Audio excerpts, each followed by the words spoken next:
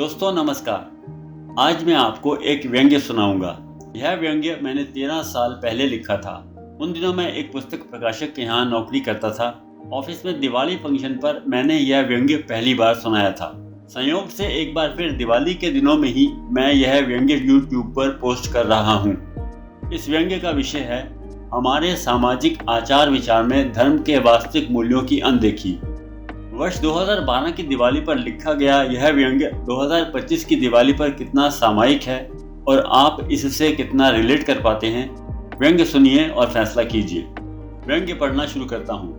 व्यंग्य का शीर्षक है मेरे पुरखे, मेरा धर्म और काला कौआ। यह शीर्षक कुछ अजीब है ना? आइए इसे समझने का प्रयास करते हैं। शुरू करता हूँ दलाई लामा की हैरानी के कारण से। दलाई लामा हैरान है कि करोड़ों करोड़ धर्मालु हिंदुस्तानियों के बीच भ्रष्टाचार कैसे फल फूल सकता है। गांधीगिरी शुरू करने से पहले मुन्ना भाई के लिए महात्मा गांधी का मतलब था 2 अक्टूबर का ड्राई डे। गोपाल कृष्ण गांधी पूछते हैं कि जब हम काक युग में रहते हैं तो मोर के बजाय कौवा हमारा राष्ट्रीय पक्षी क्यों ना हो। गोपाल कृष्ण गांधी महात्मा गांधी के पोते यानी ग्रैंडसन हैं। मैं जानता हूं कि दलाई लामा, मुन्ना भाई और गोपाल गांधी के उदाहरणों ने इस लेख का शीर्षक समझने में आपकी मदद करता ही नहीं की है। अब मैं अपने और मेरे पुरखों के कार्यकलापों से इस शीर्षक का मतलब समझाने का प्रयास करता हूं। शायद आप जानते हो कि मेरे पुरखों ने अनगिनत धार्मिक ग्रंथ रचे और 33 करोड़ देवी देवताओं की कल्पना की। उन्होंने यह इसलिए किया ताकि मैं जीवन पर्यंत सत्य एवं धर्म के मार्ग पर चलूं। उन्होंने जन्म से लेकर मृत्यु तक अनेक धार्मिक संस्कारों, रीति रिवाजों एवं उपवासों में मुझे बांध दिया। इन धार्मिक संस्कारों में कुछ ऐसे भी हैं जो मेरी मृत्यु के बाद मेरी संतान को ताउम्र करते रहना है ताकि मेरी मुक्ति हो सके और मैं भूत बनकर उनको सताऊं नहीं। मेरे पुरखे समझते थे कि धार्मिक रीति रिवाजों में बंधा होने के कारण मैं धर्म के मार्ग पर वैसे ही सीधा सीधा चलूंगा जैसे आंखों में ब्लिंकर्स लगने के बाद घोड़ा नाक की सीध में चलता है। आज हिंदुस्तान में फलते फूलते धर्म को देखकर मेरे पुरखे स्वर्ग में खुश हो रहे होंगे या नहीं, मैं नहीं जानता।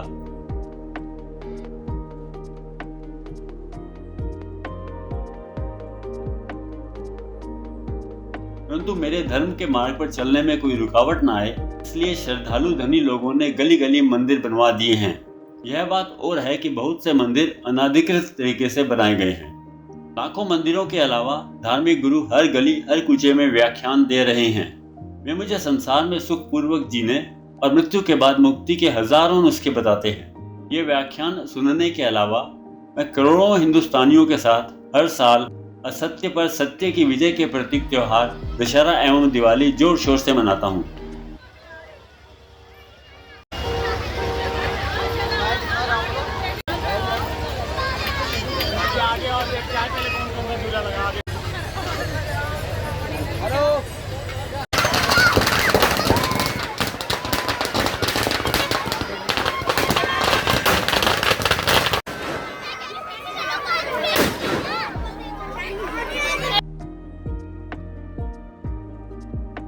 वास्तव में महाभारत और रामायण की रचना के हजारों वर्षों के बाद आज मेरे लिए धर्म का मतलब है जल्दबाजी में की गई सुबह की पूजा।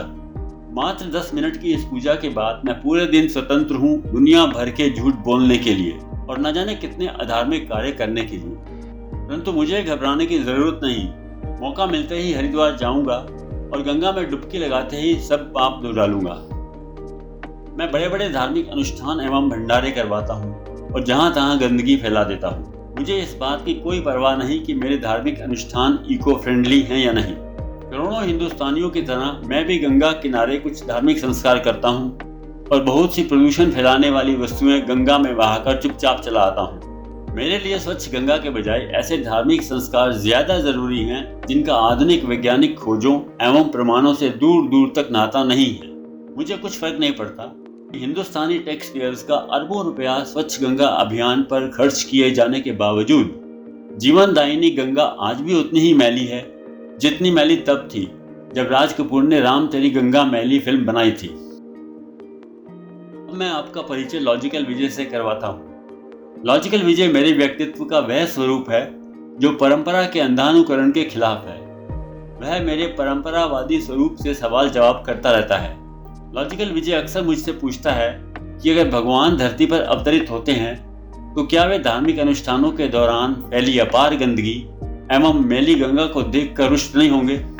लॉजिकल विजय यह भी पूछता है कि धार्मिक अनुष्ठानों और बड़ी बड़ी रामलीलाओं पर खर्च होने वाले करोड़ों रुपए क्यों नहीं गरीबों को स्वास्थ्य सेवाएं, पौष्टिक भोजन एवं शिक्षा प्रदान करने पर खर्च किए जाते। क्या ऐसा करने से भगवान नाराज हो जाएंगे? लॉजिकल विजय अगली गुगली फेंकता है, दशहरा दिवाली तो तुम्हारे प्रिय त्योहार हैं।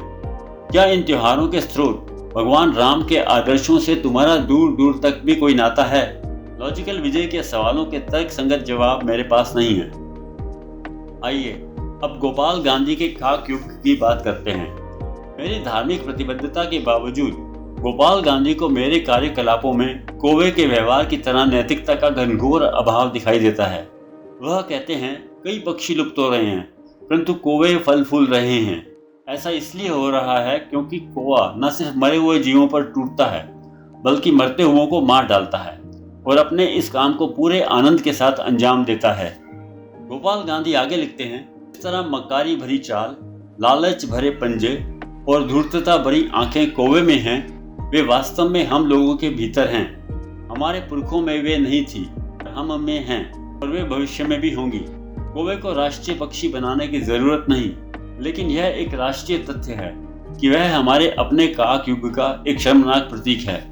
गोपाल गांधी के शब्द मुझे तीर की तरह चुभते हैं, परंतु लॉजिकल विजय को साहस देते हैं कि वह भी मुझसे वैसे ही प्रश्न पूछे जैसे वेताल ने विक्रमादित्य से पूछे थे, परंतु यहाँ मेरे लिए उत्तर न देने पर सर कलम होने का खतरा नहीं है, इसलिए मैं इन प्रश्नों का उत्तर देने को मजबूर नहीं हूँ।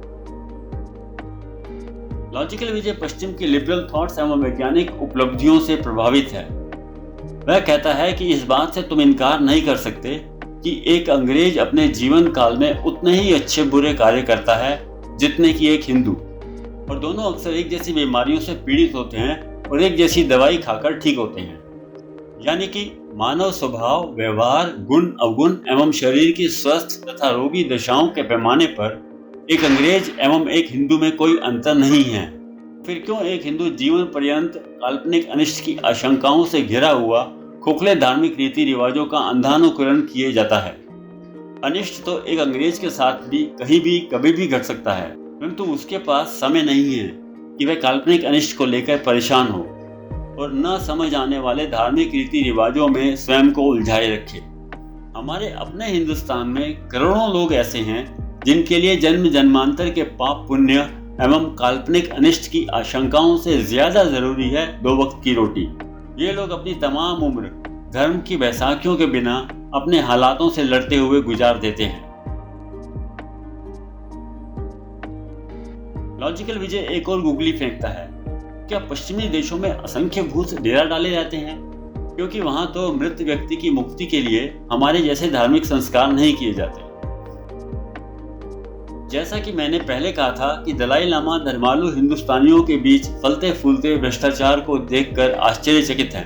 लॉजिकल विजय दलाई लामा की हैरानी से पूरा इत्तेफाक रखता है। वह कहता है, इससे बड़ा कोई मजाक नहीं हो सकता कि करोड़ों हिंदुस्तानी दिन रात अपने अपने धर्म में ओतप्रोत रहें, परंतु ट्रांसपेरेंसी इंटरनेशनल हिंदुस्तान को ईमानदारी के पैमाने पर 10 में से मात्र 3.1 अंक दे।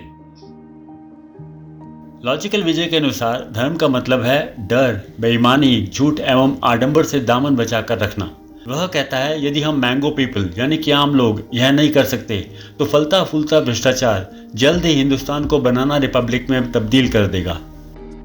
लॉजिकल विजय की बातों से प्रेरित होकर मैं भी सच्ची धर्मगिरी करना चाहता हूँ। मुझे तलाश है एक राजकुमार हिरानी की जो मुझे धर्मगिरी सिखाए, जैसे कि हिरानी ने गांधीगिरी सिखाई थी मुन्ना भाई को। तभी मुन्ना भाई समझ सका कि महात्मा गांधी का मतलब सिर्फ 2 अक्टूबर का ड्राई डे नहीं है। व्यंग्य समाप्त हुआ। 13 साल पहले लिखे गए इस व्यंग्य में मैंने भ्रष्टाचार के कारण भारत के बनाना रिपब्लिक में तब्दील होने की आशंका जताई थी। अगर भारत का वर्तमान राजनीतिक सामाजिक परिप्रेक्ष्य देखें तो भारतीय शासन व्यवस्था में बनाना रिपब्लिक के कुछ लक्षण प्रतिबिंबित होते हुए नजर आते हैं। इस संबंध में एक हैरान करने वाली बात यह है कि जिस नरेंद्र मोदी के शासन में बनाना रिपब्लिक के लक्षण उभरे, वे इस व्यंग्य लेखन के समय प्रधानमंत्री पद के उम्मीदवार घोषित नहीं हुए थे। बनाना रिपब्लिक की मूल परिभाषा यह है: एक छोटा देश, विशेष रूप से मध्य अमेरिका में, जो राजनीतिक रूप से अस्थिर है। इस देश की अर्थव्यवस्था पर विदेशी कंपनियों का प्रभुत्व है और यह आय अर्जन के लिए किसी एक वस्तु के निर्यात, मसलन केला पर निर्भर है। वर्तमान में राजनेता और राजनीतिक टिप्पणीकार बनाना रिपब्लिक का प्रयोग किसी शासन व्यवस्था में भ्रष्टाचार, दमन और सरकार की अनियंत्रित शक्ति का वर्णन करने के लिए करते हैं। बनाना रिपब्लिक की कुछ चारित्रिक विशेषताएं हैं: निरंकुश सत्ता, देशव्यापी गरीबी, गहरी आर्थिक एवं सामाजिक असमानता, निचले वर्ग के लोगों का शोषण, देश के संसाधनों पर उच्च वर्ग के प्रभावशाली लोगों या विदेशी कॉरपोरेशनों का कब्जा। बनाना रिपब्लिक में नागरिकों के पास अपने प्रतिनिधियों के माध्यम से सरकार को नियंत्रित करने की संप्रभुता नहीं होती। अगर चुनाव होते हैं तो उनमें धांधली करके इच्छित परिणाम हासिल किए जाते हैं। मोदी सरकार, बीजेपी और भारत की स्वायत्त संस्थाओं ने बीते 11 साल में कई ऐसे काम किए जिनमें बनाना रिपब्लिक की चारित्रिक विशेषताएं प्रतिबिंबित होती हैं। मसलन सांसदों, विधायकों की बड़े पैमाने पर खरीद फरोख्त होना, चुनावों में वोट चोरी के संगीन आरोप लगना, स्वायत्त संस्थाओं में शीर्षस्थ व्यक्तियों द्वारा सत्तासीन दल यानी बीजेपी की स्क्रिप्ट के अनुसार काम करना, सरकारी उपक्रमों एवं देश के संसाधनों का सत्ता के करीबी उद्योगपतियों को औने पोने में हवाले करना। मोदी भ्रष्टाचार उन्मूलन का डंका बजाते हुए सत्तासीन हुए थे, परंतु भ्रष्टाचार उन्मूलन मोर्चे पर उनकी सरकार ने मनमोहन सरकार के मुकाबले कोई बड़ा तीर नहीं मारा है। इस निष्कर्ष का आधार है ट्रांसपेरेंसी इंटरनेशनल का करप्शन परसेप्शन इंडेक्स, जो प्रतिवर्ष भिन्न भिन्न देशों में व्याप्त भ्रष्टाचार का आकलन करके प्रत्येक देश को ईमानदारी रेटिंग देता है। मनमोहन सरकार के आखिरी साल यानी 2014 में ट्रांसपेरेंसी इंटरनेशनल ने भारत को ईमानदारी के पैमाने पर 100 में से 38 अंक दिए थे। तब ईमानदारी रेटिंग में भारत 175 देशों में 85वें स्थान पर था। वर्तमान में मोदी शासन के 10 साल बीत जाने के बाद 2024 में भी ट्रांसपेरेंसी इंटरनेशनल ने भारत को 38 अंक ही दिए हैं, परंतु मोदी काल में भारत की ईमानदारी रेटिंग 85 से गिरकर 96 हो गई। यानी बीते 10 साल में 11 देश भारत से ज्यादा ईमानदार हो गए। याद रहे, इस अवधि में दिन रात धर्म की माला जपने वाली बीजेपी की भारत के ज्यादातर राज्यों एवं केंद्र में सत्ता पर मजबूत पकड़ थी। ऐसी पकड़ कि बीजेपी के शीर्ष नेतृत्व की मर्जी के बिना सत्ता व्यवस्था में पत्ता भी नहीं हिल सकता। इसी अवधि में अयोध्या में हिंदू धर्म के आदर्श पुरुष भगवान राम की जन्मभूमि पर भव्य मंदिर का निर्माण भी हुआ। दूसरी ओर छोटे बड़े सत्तासीन नेताओं और अफसरों पर भ्रष्टाचार या नारी शोषण के गंभीर आरोप भी लगे। अफसोस, भगवान राम के कट्टर अनुयायी होने का दावा करने वाला सत्ता वर्ग सत्ता पर अपनी पकड़ बरकरार रखने के लिए साम दाम दंड भेद का इस्तेमाल खुलेआम करता रहा, जबकि इस वर्ग को भगवान राम के आदर्शों पर चलकर भ्रष्टाचार मुक्त शासन प्रदान करने की एक अद्वितीय मिसाल कायम करनी थी। एक स्पष्टीकरण: व्यंग्य में मैंने ट्रांसपेरेंसी इंटरनेशनल द्वारा भारत को ईमानदारी के पैमाने पर 10 में से 3.1 अंक देने का जिक्र किया है। भारत को ये अंक 2011 के करप्शन परसेप्शंस इंडेक्स में मिले थे। 2012 से ट्रांसपेरेंसी इंटरनेशनल ने ईमानदारी पैमाने के कुल अंक 10 के बजाय 100 कर दिए। इसके बाद देशों की ईमानदारी दशमलव अंकों के बजाय पूर्ण अंकों में मापी जाने लगी।